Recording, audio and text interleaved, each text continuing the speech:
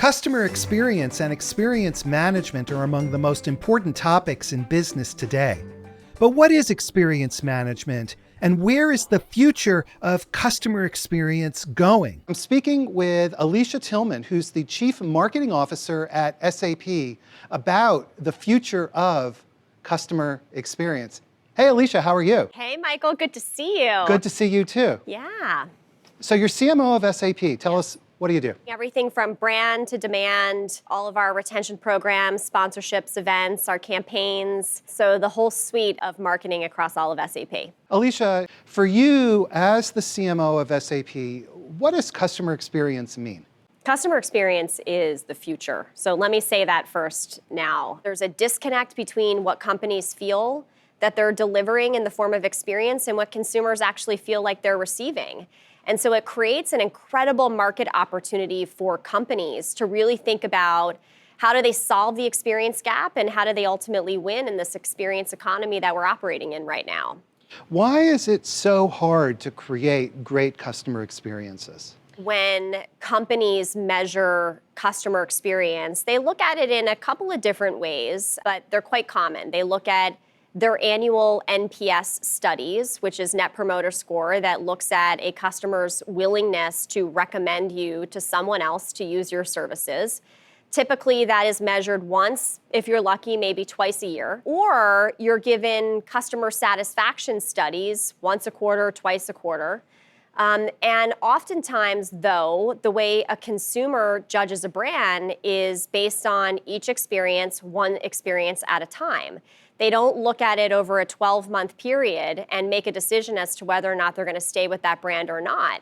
They can have one poor experience against 12 other great experiences, but that one poor experience that doesn't meet their expectations can cause them to move to another brand quite quickly. So I had a lousy night in the hotel. That defines customers' experience. Hey, we're in Manhattan, so you might have a bad night in one hotel, but the next time you choose to visit here, you have an array of choices that could better meet your expectations. And so what's happening is companies need to get better in touch with the feelings of their customers with each and every experience that they have with their brand. And how we get access to that data to understand what we like to call the feelings of our customers, so that as you understand how they're feeling about your brand, imagine us being able to anticipate precisely what you need so that when you arrive at your hotel, your room can be set up exactly the way you want it to be. You can have the right pillow you need. You can have your blinds drawn or open, depending on if you like light or not. You can have bottled water in your room. Think of all the things that make or break an experience for you. And if we could understand that, and then the brand has an ability to shape that experience in advance, it could have you coming back time and time again. But the reality is that companies haven't made the investment to understand those feelings, to anticipate needs, to shape operations appropriately. But now is the time, because consumers have an ability to move so quickly. And in doing so, it can make or break a company. Is customer experience about technology, about process, about culture, and how do these pieces fit together? It's about all of those things. Consumers today don't really buy products. They buy experiences and they buy communities. They buy a sense of belonging. You may associate yourself with a company not because they have the best product, but for what that brand stands for and what it allows you to become part of. And so all of those things need to work together. Is what does your brand stand for, and how does it make people feel, and what is that larger community that you build around your brand that your customers want to be part of? So that's number one. And then what's your promise? What is your brand promise? It's almost, what is that commitment that you're making to the customer? And then the bigger question is, how do you fulfill on that promise? And so getting closer to the customer by understanding how they feel, what their expectations are, so that you can then build out a business model to be able to react to that feedback, or use it to anticipate how you may need to reshape your operations. That's the aspect of how it all needs to work together, because when the culture of your brand works and it's best understood and it's relevant, And it works hand in hand with your ability to understand what your customer is looking for, together then what the technology is you deploy and the process that is built around that. When all of those things can come together, that's when you become being in the business of delivering exceptional customer experiences. Alicia, you used a very interesting term, and that is operations. Bringing customer experience into operations. And that's not something that, in general, we hear too much about. So let me give you an example. I'm going to use an airline example, and I'm going to relate it to the business that we are in here at SAP. SAP for the past 47 years has been in the business of helping companies run at their best operationally. So if you think about the business we're in, we operate in supply chain, in procurement, in human capital management, in travel and expense, software and reporting, just as a few examples. Think about all of those products and capabilities that I just mentioned. They're very operational in nature. So if you think about an airline, you need parts to be able to build an airplane. You need labor to be able to staff and fly an airplane. You need procurement to be able to source all of the amenities and all of the things that make up that. So that is the business that SAP has been in, which is how to operationally ensure that airplane gets from point A to point B as quickly as possible. In a lot of ways, operationally, the plane getting me from point A to point B and all of those things that go into making that happen, booking my travel, expensing my travel, making sure there's the right parts to actually have a plane that operates, staff to fly and control the airplane, that's almost become table stakes in a lot of ways. So I expect that. I expect to get on a plane and have it take off and land when it says it will. What I was just talking about is sort of the operational aspects of your business.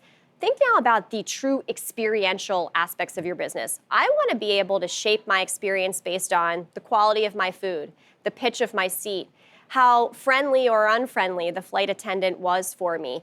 Things that really make up my experience and, really make it truly at the end of the day what I am deciding on in terms of whether or not I'm going to fly on this airline again.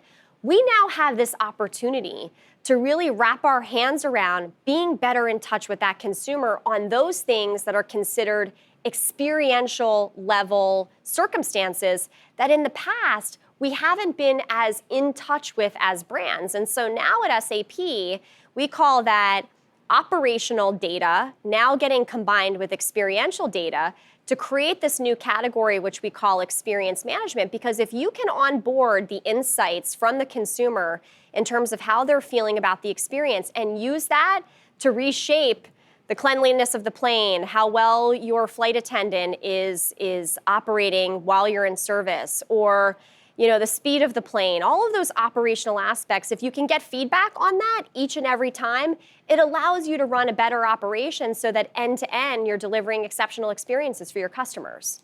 How is this different from the idea of customer experience historically?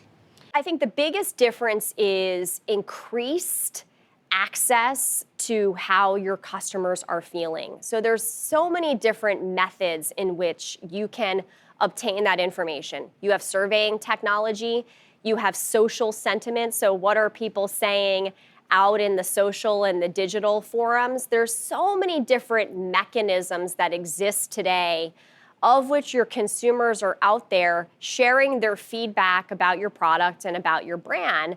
So now we have this ability to look across all of those data sources. And that's the part that's new. So in a lot of ways, as it relates to truly being in touch with the consumer, you oftentimes had to engage in, let's take focus groups as an example. I want to bring a new product into market, so let me pull together a focus group of 5 customers that represent these different beliefs and wants and needs, and let me focus group them for the next 6 to 8 weeks to understand how they feel and how they can help shape my product.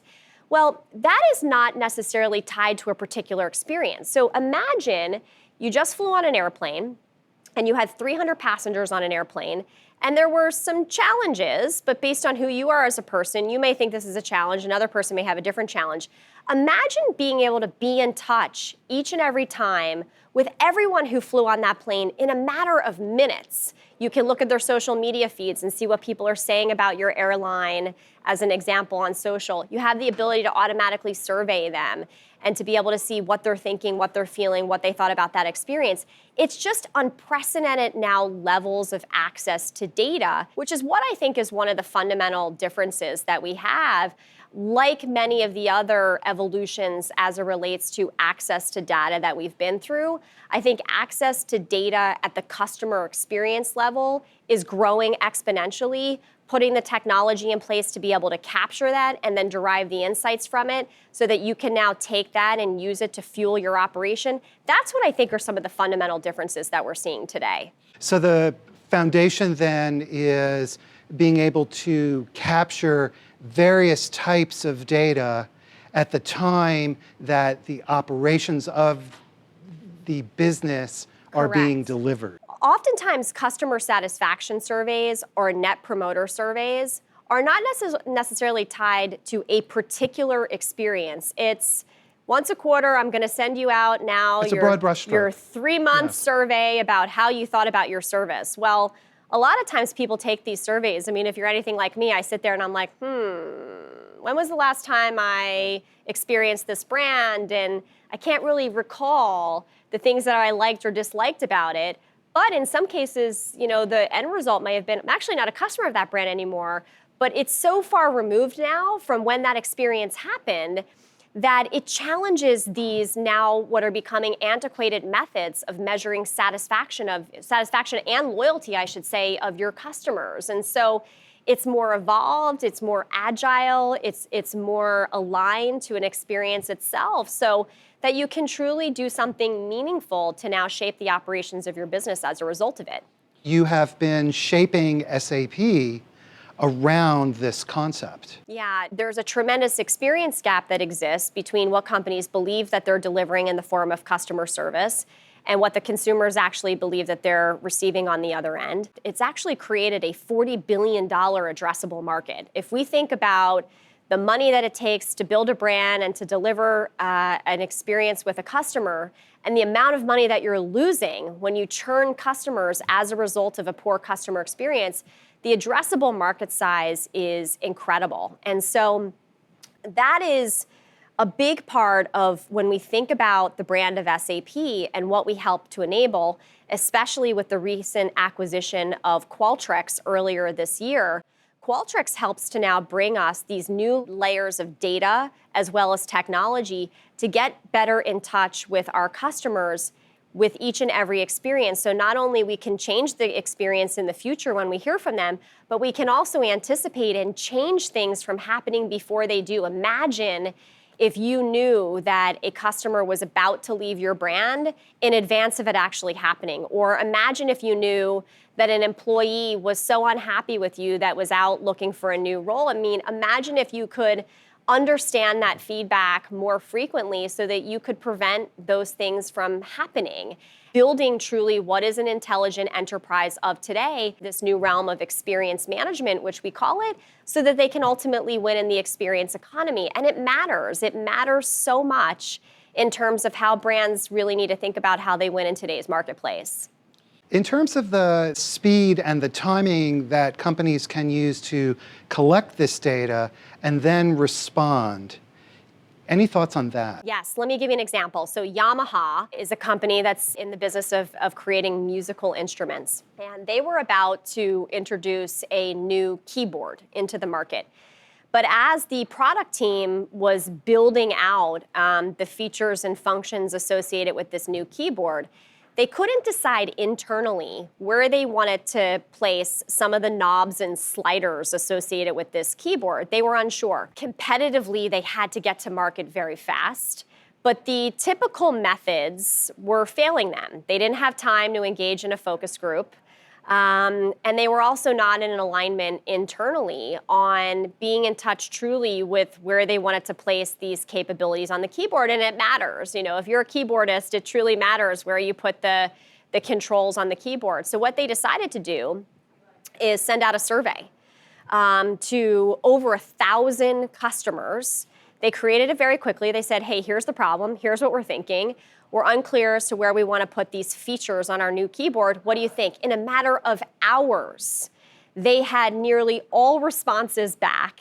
And it very clearly helped them understand precisely where they wanted to develop this. Now, back in 10 years, 15 years ago, that would have taken them months to get in touch with the customer. And now, because of technology we have and an extreme ability to do the analysis related to the feedback that you get once you administer these technical capabilities to understand the feedback, it allows you to get to market the way you need to, but not so much even the speed of it, but the relevancy of it. They're now creating products that are truly going to land successfully than what they had the ability to get access to in the past. And so that's just one example, but there's countless examples that exist out there of how, if you really focus on deploying these new modern methods that technology can enable to understand truly what the needs are of your customers, you have ability to build more effective products that are going to meet the needs of your customers. So it's not just about speed, but relevance is a crucial aspect. More so than ever, it's choice. A lot of times consumers are saying, okay, well, if this brand doesn't meet my expectation, no big deal, because there's like 5 others that I can go to. Consumers are very fickle with their brands, but naturally you can understand why.